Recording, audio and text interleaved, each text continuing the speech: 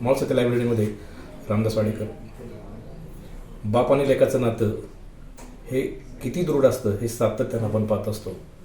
बिबट्याने वडिलांवर केलेला हल्ला लेकाला सहन न झाल्यामुळं जीवाची पर्वा न करता लेक धावून आला. बापावर झालेला हल्ला बिबट्याने लेकाकडे केला आणि लेकाच्या मदतीला सबंध भावकी आली. हा थरार घडलाय मावळ तालुक्यातल्या आंबेगाव इथे.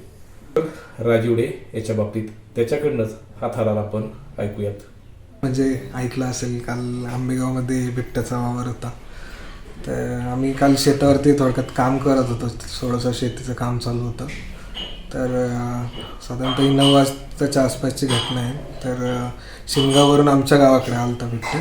तर म्हणजे तो जंगलात पण गेला नाही, शिनगावमध्ये एकावरती अटॅक केला. त्याच्यानंतर आमच्या गावामध्ये आला आणि अचानक म्हणजे माझे वडील आणि घरातले भरपूर लोक होते तिथं. भाऊ होते, माझे काका वगैरे होते. तर आम्ही बराच वेळ त्याला हुसकायला ट्राय करत होतो की त्यांनी जंगलात निघून जावं, कोणाला इजा करू नये म्हणून. पण तो म्हणजे थोडासा चिडलेलाच होता. मे बी त्याला काय असेल, काय हमला वगैरे झाला असेल अगोदर, त्यामुळे. पण अचानक म्हणजे त्यांनी आम्हाला वाटलं गेला, तो उतरून गेला होता नदीच्या डॅमच्या साईडला. तर तो अचानक रिटर्न फिरला आणि त्यांनी एक काडद्याचे शेख काका होते, त्यांच्यावर अटॅक केला पहिल्यांदा. त्यांना वाचवण्यासाठी माझे वडील पटकन पुढे गेले आणि त्यांनी त्यांना सोडलं आणि वडिलांवर हमला केला. आणि वडिलांना पाठीमागून पकडलं होतं त्यांनी. तर इथे पाठीमागे त्यांना दात वगैरे लागले वडिलांना. आणि तेच मला म्हणजे मी 10-1 फुटावर होतो थोडक्यात त्यांच्यापासून. मी बघितलं की वडिलांना पकडले, तसं म्हणजे मला काही सुचलंच नाही त्या क्षणाला. आणि मी पटकन पुढे जाऊन म्हणजे वडिलांपासून त्याला दूर करायचा प्रयत्न करत होतो. तसं त्यांनी त्यांना सोडलं आणि तो माझ्या अंगावर आला. मी माझ्या दोन्ही हातांनी त्याला दूर ढकलायचा प्रयत्न केला. एक हात त्याच्या जबड्यामध्ये अडकला होता, दुसऱ्या हाताला आणि मी त्याला दाबलं खाली. आणि तो जसं जमिनीवर पडला तसं मी त्याला पकडूनच ठेवलं. आणि तिथे माझे भाऊ वगैरे होते. जसं मला पकडलेलं दिसलं त्यांना, तसं त्यांची पण क्षणात रिॲक्शन आली आणि ते पटकन आले सगळे. माझे भाऊ होते, काका होते, गावातले लोक होते. भाऊ वगैरे त्यांनी पटकन त्याचे पाय वगैरे पकडले. तसे गावातले लोकही आले लगेच क्षणामध्ये. आणि म्हणजे जीवितहानी न होता पकडले गेले तो. आणि कोणाला म्हणजे मेजर जखमा नाही आहेत. माझ्या हाताला 1-2 चावे आहे तिथे, पण थोडक्यात बाकी अंगाला आणि हाताला आहे तिकडे थोडेसे चावे वगैरे पण आहे सुदैवाने. म्हणजे मेन मानेला वगैरे कोणाला इजा नाही. वडिलांना थोडंसं डोक्याला आहे, पण थोडक्यात निभावून गेले. गावातले लोक आणि थोडक्यात घरातले लोक होते, त्यामुळं सगळ्यांनी टाईममध्ये जो रिस्पॉन्स दिला त्याच्यामुळे वाचले. आणि ती क्षणभराची रिॲक्शन होती वडिलांसाठीची, पण झाले सगळं देवाच्या कृपेने, सगळे सुखरूप आहे. इजा वगैरे कोणी केलेले नव्हत्या.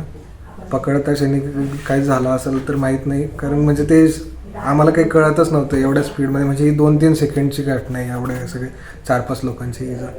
तर एवढा चपळ म्हणजे आम्ही एक्सपेक्ट पण केलं नव्हतं. त्यांनी कोणाला टाईमच नाही. त्यामुळे पकडताना इजा वगैरे आम्ही काही केलेले नाही आहे त्याला. आमचं म्हणजे ते मनातसुद्धा नव्हतं. आम्ही दूर चाललो होतो त्याच्यापासून, पण ते ऑलमोस्ट 30-40 फूट लांबून तो अचानक रिटर्न फिरून आला. आम्हाला उलटं आम्हाला सुखाचा श्वास घेतला होता की तो निघून गेला आहे फायनली. पण तेच परत आला, कोणाला कल्पना नव्हती. आणि पकडण्याचं म्हणजे वाघाला कोणी पकडण्याचा विचार नाही करणार हाताने. पण त्या क्षणी म्हणजे ते घडून गेले की वडिलांसाठी, नंतर माझ्यासाठी माझे भाऊ आणि गावातले लोक, म्हणजे हे सगळं होऊन गेले त्या क्षणी. झालं म्हणजे त्यालाही काही इजा झालेली नाही. आम्ही बघितलं, म्हणजे बघायला जाताना पण बघितलं त्याला कुठे काय दात वगैरेला काय लागलेलं नव्हतं त्याला. तर आता ते आम्हाला नंतर भेटलो वन विभागाच्या अधिकाऱ्यांना. ते बोलले की काय उपचाराची गरज असेल त्याला तर केली जाईल.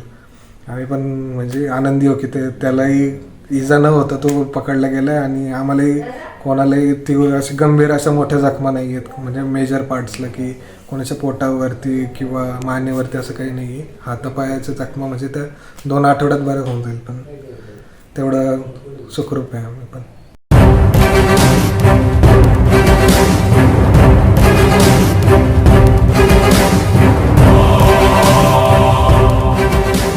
मावळ सत्य लाईव्ह बुलेटिन, परिपूर्ण सत्यता.